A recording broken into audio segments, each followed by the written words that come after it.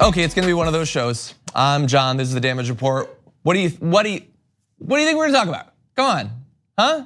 We're gonna talk about Emmy nominations. Did you see that in female guest stars on a drama, Game of Thrones picked up 4 nominations, including Gwendolyn Christie, who had perhaps her best season of Game of Thrones. I'm joking, of course we're gonna talk about the Trump rally. But in addition to that, and we are gonna be breaking down how horrific, how sickening, and how scary indeed last night's white supremacist rally was, we have other stuff going on as well. We have 3 different guests who are gonna be joining us to break down a number of different important topics. First up, we're gonna be talking about a climate emergency declaration in the House that's being pushed for in the Senate as well.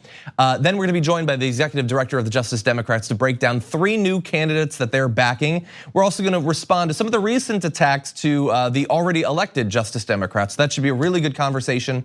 And then also attacks against migrants. We've talked about that a lot, but what does not get a lot of coverage is how, in particular, migrants who are members of the LGBTQ community have been victimized by the Donald Trump administration and his immigration policy. And so a representative from GLAAD is gonna be joining us a little bit later on the show to break down that.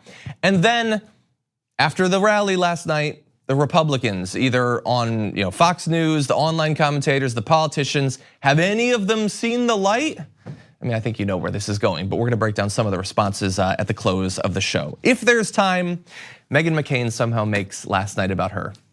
That's her special talent. We've identified one. But with that, we are going to transition to the rally last night because it is horrendous. At last night's Donald Trump rally, I jumped the shark. He bested himself like it was horrendous. You know what it was, but in case you didn't see it, here's what happened. Omar has a history of launching vicious anti-Semitic screeds.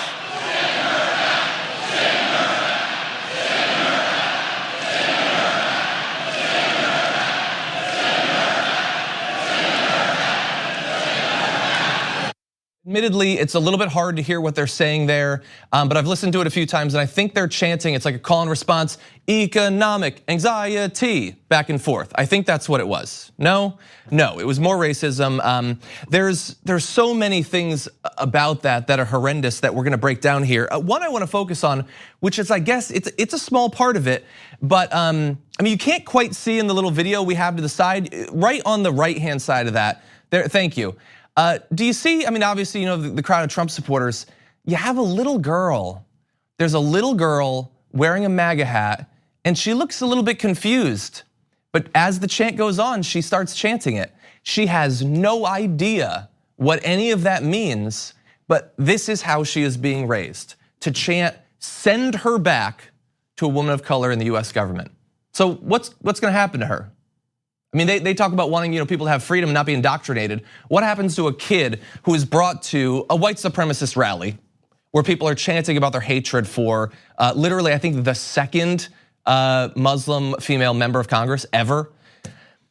I mean, it's absolutely horrendous. There's gonna be more sort of bizarre childhood cruelty at this event too, but I mean, is this the worst thing that we've seen at a Trump rally? I don't think it's the worst thing we've seen at a Trump rally. Everybody seems to have forgotten that back in March, Donald Trump literally joked at a Florida rally that about one potential solution to the migrant crisis was to start shooting them at the border. I know that seems crazy because we don't remember anything for more than a day or two in this country, but that actually happened. This is on the same-ish level, I would say, just insane out and out racism that, of course, because it never breaks through, his defenders will never acknowledge his racism. But I wanna focus on an image. So we've shown you the video. Here's an image from that rally. Let's bring that up. It's a screenshot from MSNBC. And I want you to look at that. You can see Donald Trump in the middle there. And take a look at the crowd. And I mean, you know where this is going, but you'll notice something about the crowd. You see a lot of MAGA hats, sure. And you see the back of a lot of white necks. And here's the thing. If you support Donald Trump, there's a good chance that you're a racist, no matter where you are. If you go to a Trump rally, there is no argument that there is any reason you are doing that now, other than that you want to be in a room where you finally feel confident expressing your racism loud and proud, as loud as you want, knowing there will be no consequences. Worst case scenario, somebody slaps you on the back. Oh, I heard what you said. But for people who have wanted desperately to be able to shout racial slurs and just express how much they hate people that are not like them. This is Graceland. This is the culmination of everything they've wanted, to be surrounded by people who only believe exactly the things they do, and to be incentivized in the worst sort of mass mob behavior to just express raw hatred towards this woman who supports, like absolving students of their debt. She's repulsive, anti-American. She wants to help out people who have student loan debt. And that's why you go to those crowds. And the thing is, how many years now have we been covering these crowds? This is the natural evolution of that he is going to just sit there, say nothing to stop them, and just bask in the obvious outcome of the campaign he's been launching against Ilhan Omar and other members of the squad for the last, quite a while, but especially the last few days. And what I worry is that the worst case scenario is not just that you have a crowd of people who love expressing these racial hatreds, even though they know they're being filmed. It's that you might have worse than that there. Can we bring up this screenshots from an article a little ways back? You remember Cesar Sayoc, who said that Trump rallies were his newfound drug? He didn't start off a radical right-winger, a radical fan of Donald Trump. He started going to these rallies and it was fun. And it was exciting, and he was told who to hate, and it felt good to hate people. And then he was given a list of targets that he decided to send pipe bombs to. And my hope is that crowd, that shot we showed you, doesn't include any future Cesar Sayocs. And that's the gamble that we have to make as a country, that he's gonna have these rallies. It's going to attract people who go there to be told which people of color in this country to hate. And we just hopefully they're not violent. That's our hope. Hopefully it's not gonna be the Coast Guard lieutenant who wanted to start a race war by shooting up a bunch of people. It's not Cesar Sayoc who went down the list of all the political opponents that Donald Trump provided to him to send pipe bombs to. Hopefully it's just horrendous racism. And that is what I'm hoping for today. And I'm really hoping that Ilhan Omar is protected against the people who want her sent away. A couple days ago it was, remember, he just means like she could go if she wants for a little bit, and maybe she comes back. It's all about what she wants. Maybe she wants to leave. It took like 72 hours for that to be send her back to the most powerful person in our country and the world. Send her away. You don't send someone away who wants to leave. You force this American citizen who is a servant to the US government to leave our country. That was 72 hours. What about in a week? What about in 6 months? Can you see where this election is going? Donald Trump loves that applause. There's literally nothing he likes more in the world than that feeling. And he's gonna chase that high. And what's gonna happen at the next rally?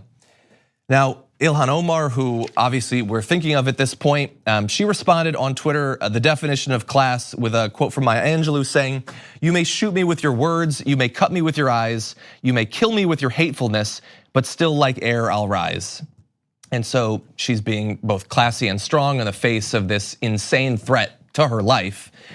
She went on to say, "I am where I belong, at the people's house, and you're just gonna have to deal with a shot of her presiding over the US House of Representatives," which for me as a normal, rational person, that image fills me with pride for what America could be, has never been, but could be moving in the right direction. But that same image, can you imagine if Donald Trump had put that on a big screen in front of that crowd? Can you imagine what they would say? I guess there are just different sorts of people in this country. Others have stood up in defense of her. A lot of people, Bernie Sanders had a great tweet saying, "Trump is stoking the most despicable and disturbing currents in our society, and that very hatred and racism fuels him. We must fight together to defeat the most dangerous president in the history of our country." But others, of course, have defended him as well. Here's what I would like. Maybe there will be condemnation. Maybe there will be a House resolution or something. That's all well and good, fine, let's do that. Let's impeach him before he gets Ilhan Omar assassinated. How about that? How about we don't wait until after one of his insane supporters that wants to kill people desperately, might be such a F up that they can't actually make good on it, but desperately wants to kill his political opponents. How about we get him out of office before that actually happens? That would be nice. And this message goes not to those supporters and not to Donald Trump, but to Nancy Pelosi, the person who is principal in stopping any effort towards impeachment from going on. Lives are at risk. He is playing with more than fire, and there are people who are defending him who should know better. Now, I want to turn to other aspects of the rally just briefly. And so let's say some of the other things that were going on last night. So at that Trump rally, Trump was mainly interested, obviously, in Ilhan Omar. Oh, by the way, that was a scripted part of his speech. It was a long, rambling speech, the second longest that he's given as president. The Ilhan Omar part was scripted, but other stuff popped up. And we're not gonna show you more of the video because it might literally drive you insane, but I do wanna just touch on a few of the hits. So Jordan Ewell was one of the first to tweet out. Trump just pointed out a baby someone was holding up and talked about how beautiful the baby is. The parents are apparently QAnon believers because they had put a big Q on the back of the baby so that when they held it up, it would be on TV. Apparently the parents are YouTubers who are looking like to help themselves in their career out. And as bad as I feel for the little girl in the background of Trump who is chanting, send her home or send her away, that baby, that's gonna be a rough road for that baby. If your parents are such rabid QAnon believers, literally the dumbest conspiracy theory in American history, that they're emblazoning your back with a Q. But there was more, including more racism. Daniel Dale was live tweeting some of the rally so that people wouldn't have to see it. Trump called Ocasio-Cortez and then says, somebody said, that's not her name, sir. Again, sir, so this conversation didn't happen because he put a sir in, but he says he responded, no, I don't have time to go with 3 different names. We'll call her Cortez. Too much time, takes too much time, the room is quiet. It's not 3 different names, it's her name, and you're not saying it because you don't have time. You talked for 2 hours. You're saying it to denigrate her and to try to make it more common because people want to find casual ways with just an air of plausible deniability where they can launch racist attacks against someone who committed the sin of having Cortez in their name. Going on, Trump said that some of the migrants in detention are so happy to be there and that they've said, quote, we've never lived like this before. They have water, they have air conditioning, they have things they've never seen. They've seen water before, I think they've seen air conditioning. That did not happen, that has not been said. That's an insane thing to say as you were holding these people in horrible conditions and some of them are dying. Trump on human trafficking, quote, nobody talks about it. He says it sounded to him, quote, like an ancient crime when he first heard about it as a politician, but now he knows it's a severe problem. He became a politician when he was like 69 years old. He reached 69 and didn't know that human trafficking was an issue. Okay, that's crazy. Trump went on to say he's never had an empty seat at any of his events. He has had empty seats at many events, Daniel Dale acknowledged. I would just ask you, saying you've never had an empty seat at any of your events, is that as crazy or more or less crazy than saying you've never bowled less than a 300? I think it's in the same realm. It's obviously not true, but the cult of personality has reached North Korean levels in that respect. Trump went on to refer to Elizabeth Warren as Pocahontas. He expressed regret for starting to call her that too early, since she has now had time to improve in the polls. He says he will bring it up again if she's the nominee, and it will be very successfthe I have no doubt that it'll be successful in getting his followers to chant it and stuff like that. Native Americans are not one of the main groups that they love to express racial hatred against, but they're certainly willing to engage in it if it's fun. So get ready for that later on in the primary. Trump also said people back there in the media, somebody said he's actually kept more promises than he's made. That didn't happen. He said that, and now he's attributing to other people. That happened multiple times. He said that they're saying that I say that we're giving undocumented immigrants free Rolls Royces. That's what the Democrats want to do. He first joked about it at a rally, and then he just started stating it as fact, and now he's attacking the media for saying that he said it. So that's what you get if you go to these rallies. It is just off the walls, rambling. It's the ramblings of a person whose brain is melting out of their ears. And unfortunately, before that happens, they have an incredible amount of power. And so regardless if it's more casual racism, if it's conspiracy theories being laughed at and applauded, it is just insanity, and that's our president. That's the world that we're living in. Okay, we're gonna take a short break. We come back, lots of important news to get to after this. We need to talk about a relatively new show called The Republic, or UNFTR. As a Young Turks fan, you already know that the government, the media, and corporations are constantly peddling lies that serve the interests of the rich and powerful. But now there's a podcast dedicated to unraveling those lies, debunking the conventional wisdom. In each episode of The Republic, or UNFTR, the host delves into a different historical episode or topic that's generally misunderstood or purposely obfuscated by the so-called powers that be, featuring in-depth research, razor-sharp commentary, and just the right amount of vulgarity, the UNFTR podcast takes a sledgehammer to what you thought you knew about some of the nation's most sacred historical cows. But don't just take my word for it. The New York Times described UNFTR as consistently compelling and educational, aiming to challenge conventional wisdom and upend the historical narratives that were taught in school. For as the great philosopher Yoda once put it, "You must unlearn what you have learned." And that's true whether you're in Jedi training or you're uprooting and exposing all the propaganda and disinformation you've been fed over the course of your lifetime. So search for UNFTR in your podcast app today and get ready to get informed, angered, and entertained all at the same time.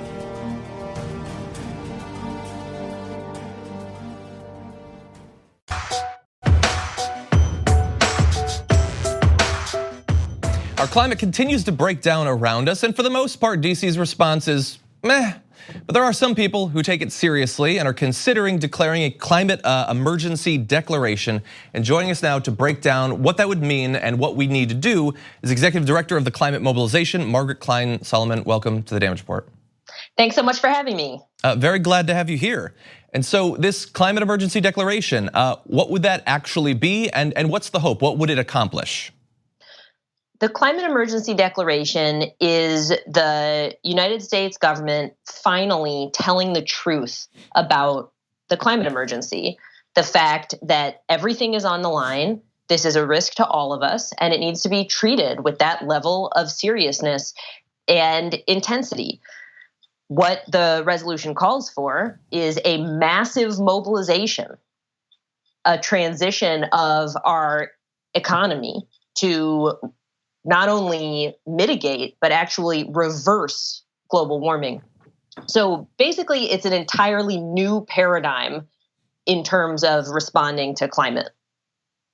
Okay, and what about precedents in other countries? Have there been other countries that have gone down this sort of path to try to make clear how important this emergency is and what we need to do to address it? Yes, so over 800 local governments in 16 countries have declared a climate emergency, including New York City, Paris, Sydney, and Los Angeles. And countries are starting to follow as well. The United Kingdom, Portugal, Canada, and France have all declared a climate emergency. And so, look, I saw that Senator Bernie Sanders, Representatives Blumenauer and Ocasio-Cortez were involved in this effort. Do we have any idea of how supported it would be, the chance that it would pass not only the House but the Senate, and what the path forward might look like? So there's 55 co-sponsors now, with including seven presidential candidates. So yeah, we do think it can pass the House. Probably it can't pass the Senate right now, but honestly, it depends on how strong of a movement we can build and how quickly we can get the United States to realize how acute this crisis is. So yeah, right now we're focused on getting it to pass the House. And I should add, you should go to climateemergency.us to tell your congresspeople to declare a climate emergency. So I want to talk to you a little bit about some of the work of people who are trying to move the country in the right direction on these issues. Obviously, you're executive director of the Climate Mobilization, obviously very involved in this. Here on the show, we try to get people to acknowledge how serious this problem is and what needs to be done about it. Right now, we're in the middle of a primary, and as you pointed out, many of the candidates have signed on to this. Hopefully, if one of them were to become president, they would act on it. But of course, there's the chance that Donald Trump could win re-election, or one of the candidates who perhaps does not prioritize dealing with climate breakdown might become president. If this election does not go in the right direction, what should activists who are environmentally focused, what should they do to make sure that we mitigate the damage? So yeah, obviously Donald Trump getting reelected is a nightmare scenario for a lot of reasons, including the climate. And I think it is a top priority for the movement to do everything that we can to prevent that from happening. And that includes telling the truth about the climate emergency and advocating for a solution that could actually work. By doing so, we can set ourselves up for success. I mean, the climate crisis is accelerating. It's getting worse all the time. It's showing itself. It's tremendously damaging effects all over the country. And so strong climate action is actually popular. So by pushing Democrats and candidates to embrace this new paradigm of climate change is not a problem, it is an emergency that requires World War II scale climate mobilization, we can actually help them get elected and then obviously initiate that. If it doesn't happen, if Donald Trump gets reelected or the GOP gets reelected, it just means we need to build the movement even stronger. I mean, that is really a terrible situation, but people power can overcome, suicidal and corrupt regimes. So we're going to need to do it. But let's prevent it if we can. Exactly, because of course we know that the timeline is already very much not in our favor for action taking place today, let alone action taking in 2 or 4 or 8 years. You mentioned there the nightmare scenario if he were to be reelected, but of course he's already been president for a couple of years. As someone who is integrally involved in this movement, how would you rate his record on the climate and the environment so far? Absolute failure. However, it is worth noting that the Democratic Party has also been terribly weak on climate as well. And that the Clean Power Plan, Barack Obama's Clean Power Plan, that Donald Trump is dismantling, but the Clean Power Plan was never going to prevent the collapse of civilization and the living world. Only an emergency transition of our economy and society can do that. Exactly, yeah, and so on this particular issue, perhaps more than others, there's a lot of blame to go around, and hopefully, fingers crossed, this election will help to redo or to undo some of that damage or fix the situation. Margaret Klein Salamon of the Climate Mobilization, thank you so much for joining us on this issue, and we certainly hope that it does pass. Thank you. Thank you. We're gonna take a short break here. When we come back, we're gonna be breaking down some of the new candidates who are gonna be running in this cycle after this.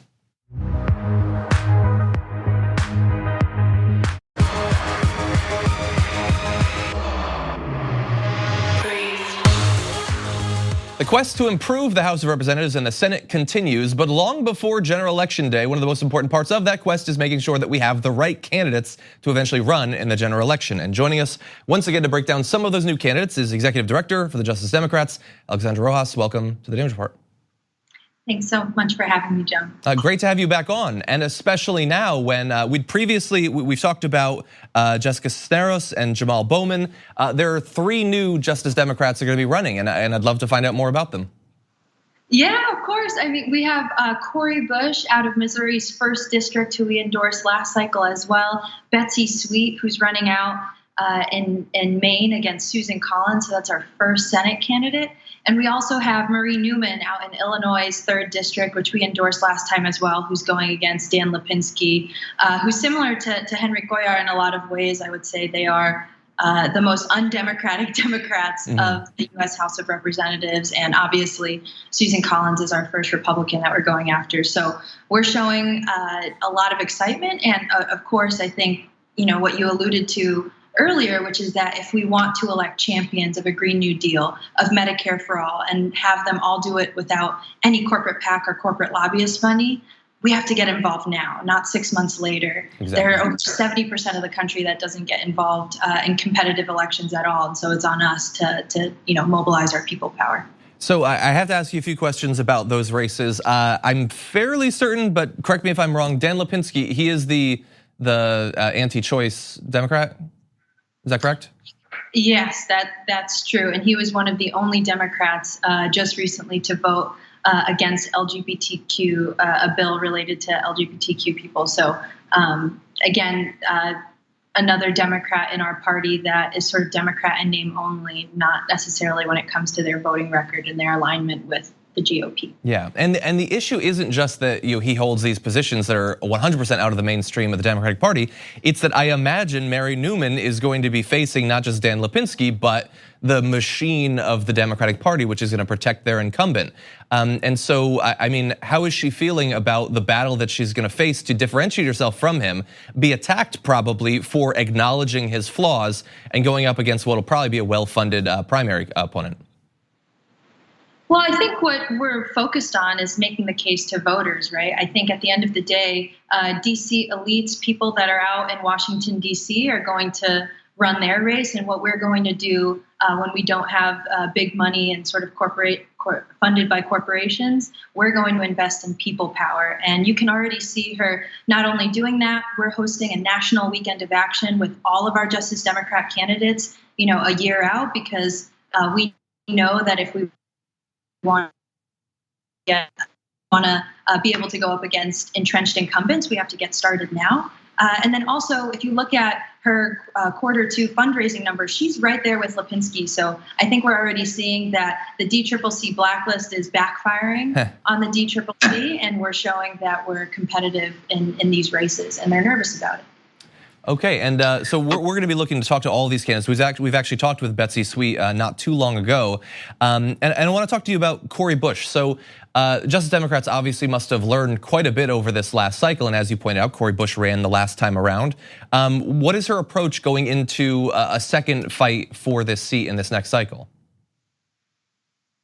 Well, I think, like you said, we learned a whole lot about, I think, campaigning, not just from the mechanics of how to actually do the campaign, but what it's like being a candidate themselves. And I think Cori, now going through this her second time, has a bit more understanding of the level of, I think, time and work that she has to put in. Not that she didn't do it last time, but again this time, right? When we know that we're going to be outspent, that's why we're getting ready over a year early and hosting events like our Weekend of Action to be able to show that even though, we might not be able to compete in terms of corporate donations, we are going to be able to compete with people power. So this time around, it's a lot more intentional, I think, in making sure that our field operations are, being as utilized and as effectively used as possible. And hopefully also, she's more of a known quantity in the region, and that might work to her advantage this time around. With Knock Down the House, I think it's also nationally too. And I believe she and some of the other folks from Knock Down the House also recently became national Bernie Sanders surrogates. So I think that's also going to help as well. Exactly. So I have to ask, we've been breaking down some of the new Justice Democrats. There are a number that have already been elected, and they have very much been in the headlines lately, not necessarily for the reasons I would like. They've been targeted by the Democratic Party, by Nancy Pelosi, and now, including last night, just viciously and in a racist fashion from the President of the United States. As someone who has worked with these women, what is your response to the recent attacks? I think that if Donald Trump wants to make the squad the face of the Democratic Party, then we need to use this opportunity to talk about our vision for America, because what they're counting on and what they're doing, right, is weaponizing race. And it's not just Donald Trump, right? It's Fox News, it's the entire Republican Party and the billionaire class that they represent that are weaponizing racism in order to divide working people in this country. They're using these 4 congresswomen to say, hey, be afraid, not just of undocumented immigrants now, but of all Black and brown people. So I think that Democratic leadership needs to take this moment seriously. If we want to remember the events that led up to this very moment, to where it was susceptible for the president to come and do this, a lot of that happened under Democratic leadership's watch. And so we need to be extremely careful moving forward on, I think, articulating our vision for the America that we want to see, because we know that it's way more popular. People are excited about Medicare for all. They're excited about universal education, not just, through high school, but all the way through college. People are excited about a living wage, at least at $15 an hour, and so much more. And if we want to win in 2020, we need to mobilize our base. So I think that although these attacks are causing a lot of press coverage around the Congresswoman, I think it's our opportunity to talk about our progressive vision for America, because we know that Americans are hungry for change right now. And I suspect your answer might be similar, but I also have to point out that in the initial, right after his tweet storm on Sunday attacking the squad, you also had Axios releasing the poll conducted by an anonymous group, apparently of top Democrats, in an incredibly deceptive fashion, attempting to attack both Ilhan Omar and Ocasio-Cortez, implying that they're unpopular in what could well be either an entirely fabricated poll or the worst designed poll in the history of American politics. And that's not Trump, that's coming from the establishment of the Democratic Party. And so how did you respond to that? Well, I mean, they've basically only polled white, non-college educated voters and basically ignored the reality that women of color also carried swing states in the 2018 election. So I think it's not only extremely tone deaf, it's extremely offensive to the people within those districts when you're only talking to white people. And I think what we've shown is that if the reality is that we're trying to cater to Trump supporters in order to win them back into the Democratic Party, we just saw on full display last night of some of those folks. So I think we need to paint a vision that is not just trying to win back Trump supporters. We need to win back everybody on the table, and that's young people, that's people of color, that's working class people of all backgrounds, that's union households. And the way that we do that isn't by just catering to people that we know are going to vote. It's by going after the millions and millions of people that are sitting at home right now, that are cynical, that don't believe that their government is working for them. And Democrats have an opportunity to speak to them. And we don't need to do it by compromising our values on separating families or putting kids in cages. We can do it by talking about our vision for economic, racial, environmental, and social justice. And hopefully people will help you and the Justice Democrats to do that by, if they're interested in finding out more about Mary Newman, Betsy Sweet, or Cori Bush, of course, Justice Democrats website is there. Alexandra, as always, we appreciate you joining us on the show. Thanks so much. We're gonna take a short break here. When we come back, lots more to get to.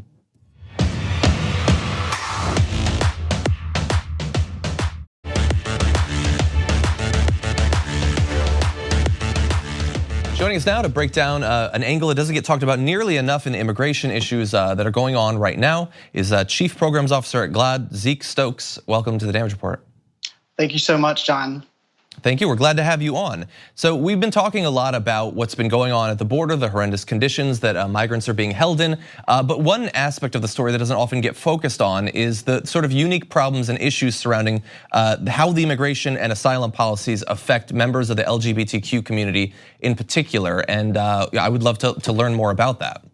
Sure, you know, there are about 900,000 LGBTQ immigrants in the United States, and about 260,000 or so of them are undocumented. And so, you know, obviously the first important thing to remember here is that asylum seeking is a legal form of immigration. So these are not people who are arriving in this country illegally, and many times they're traveling and they're traveling to the US and fleeing very horrific homophobic, transphobic conditions in their own countries in Central and South America in particular. And so, you know, when we look at the situation of children in cages and people in cages behind chain link fences at the border, you know, the thing that we've been so outraged about, it does impact LGBTQ people in some cases a little bit differently. That's because, you know, if you don't have access to your hormone therapy and other medical interventions for transition, then transgender people are obviously are affected in a different kind of way. Also, many people who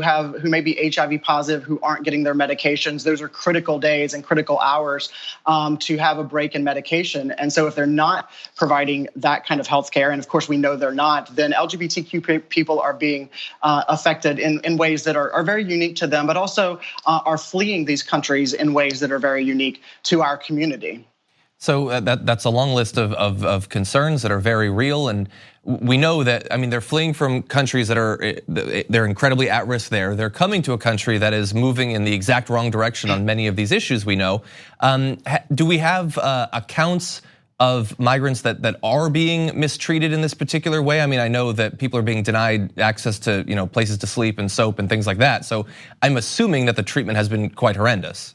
Absolutely, we do know. We do hear from them at GLAAD. We do have a network of resources where we can point people, the ACLU, the Immigration Law Project, other places that we point people to receive assistance. But we do know that at least 2 trans women have died while in custody because they weren't receiving proper health care, or they were in conditions that just were untenable for them. And that's just what we know about. We know of one woman who was sent back to the country from which she came, and then died there very quickly because of the conditions in that country. She was a victim of violence back in her home country. So we do know that it's happening, and you are right. These immigrants are arriving at a country that is moving backwards on LGBTQ rights, not forward. We've seen this administration issue more than 100 attacks in both policy and rhetoric on the LGBTQ community since the president took office, and we track those through our Trump Accountability Project here at GLAAD. Your viewers can go on GLAAD.org/Trump to see all of those attacks, and it's everything from removing us from the White House website on the day of his inauguration, all the way through removing us from the census, banning transgender service members from the military, promoting so-called religious liberty that is really nothing more than a license to discriminate. We see it day in and day out. A network of judges appointed across the country who are insistent and intent on turning the clock back on the progress that we've made over the past 50 years. So it's a bad time to be LGBTQ in this country. But even so, these folks are arriving at a place that's better than the place that they're coming from, where they're fleeing violence, they're fleeing persecution, they're fleeing terrible conditions, and we should be welcoming them as we welcome all immigrants fleeing and arriving here for asylum with open arms and open hearts. And finally, we have the ICE raids that have been rumored to be starting. Depending on who you talk to, they either started last weekend or ICE officials are saying that they didn't. But assuming that they do proceed, do you have particular advice considering the concerns that we've been talking about? Sure. This is a terror tactic by the president, and whether they're happening at the same level that was reported in the media or not, we tend to believe that they're not. The fact is that these kinds of this kind of rhetoric is sending immigrants, migrants, their families further into the shadows, further into the closet, and we see folks who are scared to go to work, they're scared to go to church, and so they lose if they stay in their home, they lose if they go to work because they're afraid that they may face some action there. So it's likely that they're losing their jobs because they're now afraid to go to work. So these are really, really terrible conditions. And if people are feeling threatened in their home, the first thing they should know is unless an ICE agent has a warrant, they can't enter your house without a warrant for arrest. A warrant for deportation or removal is not enough. Even if someone opens their door and asks for ID from the immigration agents, the ICE agents, that opening of the door does not allow them to come into your home. Go to the ACLU website at aclu.org, where there's an amazing list of resources. Go to GLAAD.org, where we have an amazing list of resources that can really help people stand up for themselves, know their rights, and fight back. Very important information, very timely as well. And so, Zeke Stokes, we want to thank you for joining us and breaking down these issues for us. Thanks so much for having me, John. Thank you. We're gonna take a short break. We have just a little bit more time. We're gonna do a roundup of some of the Republican politicians and members of the right-wing media and how they have responded to the insane racist rally we saw last night.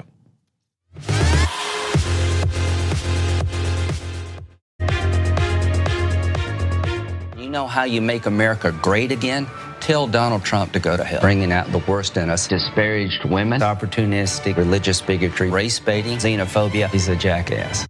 That was Senator Lindsey Graham going on every media program to denounce Donald Trump after last night's racist rally. Nah, I'm just playing. That's from back before he was the candidate, let alone president. Now he's fallen very much in line. But back when he was freed up from loyalty to the dear leader, he was very critical of Donald Trump for exactly the sort of thing that was on display at last night's rally, where his supporters were gleefully chanting that Ilhan Omar should be sent back to a place that she's no longer a citizen of. So that's what happened with Lindsey Graham. Now, let's flash forward to this morning where he was asked about that. Bear in mind the things he said in the past. Here is what he said when asked about whether or not that was racist. No, I don't think it's racist to say, was it racist to say love it or leave it? I don't think a Somali refugee embracing Trump would not have been asked to go back. If you're a racist, you want everybody from Somalia to go back because they're black or they're Muslim. That's not what this is about to me. Was it racist to say if you like it, you should have put a ring on it? I'm a very serious politician. That was nonsense. Lindsey Graham he's a joke in a city filled with jokes. He stands out as the funniest one, perhaps. The idea that, like the love it or leave it thing, first of all, you flash back, you go back decades. Those sorts of attacks have always been racist, everybody knows that. But especially, they've stripped away the consent. Now it's send her back. To imply that that is not racist, that uniformly white crowd that was chanting that was not motivated by racial animus is ridiculous. And it's beneath the low bar of US politics to not be willing to admit that. The idea that they would be okay with her if she supported Donald Trump, that's a particularly weird form of racism. That she can exist as a congresswoman in the US, in the US Congress, if she supports the president, otherwise she should be deported to her home country. That's not like a clever out. That's just more racism on top of the racism of a particular sort. That says a lot about the Republican Party and their views on black people, brown people, whether they're inside or outside of the party. It's all racist. It just comes in different flavors, whether or not those people agree with you politically. But that was just awful. He's just one politician though, others have been terrible too. Representative Mark Walters said this. This is what passes, by the way, for a condemnation. You have the people who deny that it was racist at all, even at this point. And then you have things like this. Though it was brief, I struggled with the send her back chant tonight referencing Representative Omar. Her history, words, and actions reveal her great disdain for both America and Israel. That should be our focus and not phrasing that's painful to our friends in the minority communities. It is hard to come up with a condemnation that is more condemning of the person than the thing that we're debating right now, and that might be it. Though it was brief, they chanted send her back for 10 to 20 seconds, 25 seconds maybe, I'm not sure. It wasn't brief, and he is just as racist in his attacks against her. Julie Davis tweeted out that the NRCC chair Tom Emmer says of send her back chant, there's no place for that kind of talk. I don't agree with it. And then goes on to say, there's not a racist bone in Trump's body. What he was trying to say, he said wrong. Yeah, he's been carrying on for this full week, refining and doubling and tripling and octupling down on his message. He's not racist, he just can't quite say it wrong.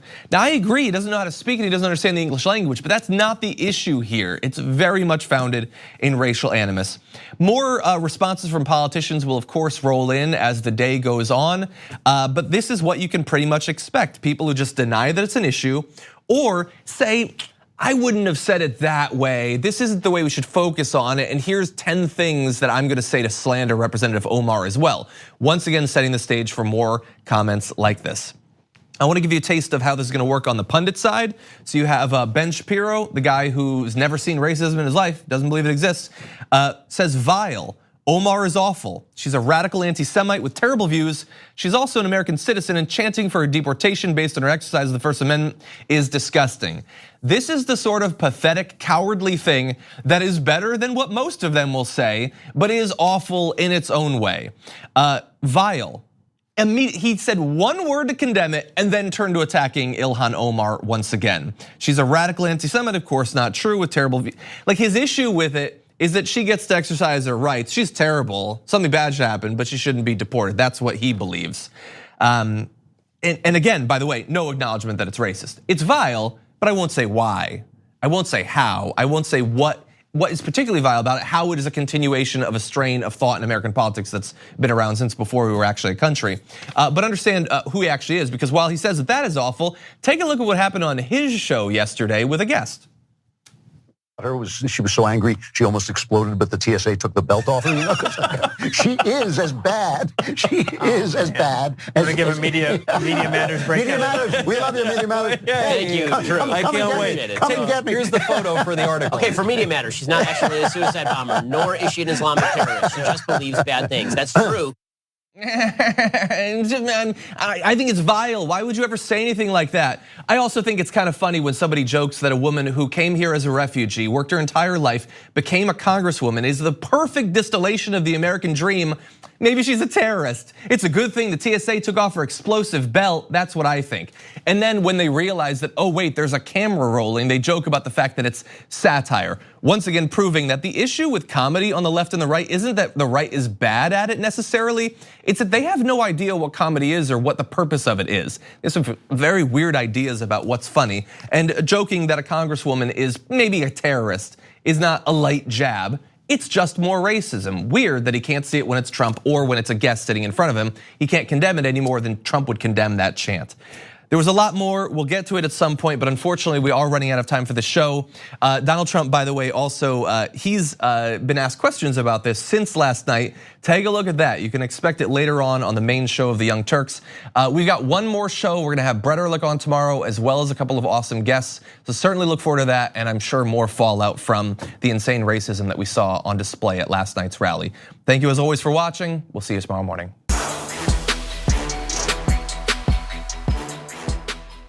Thanks for listening to the full episode of The Damage Report. Support our work, listen ad-free, access members-only bonus content, and more by subscribing to Apple Podcasts at apple.co/TYT. I'm your host, John Adarola. I'll see you soon.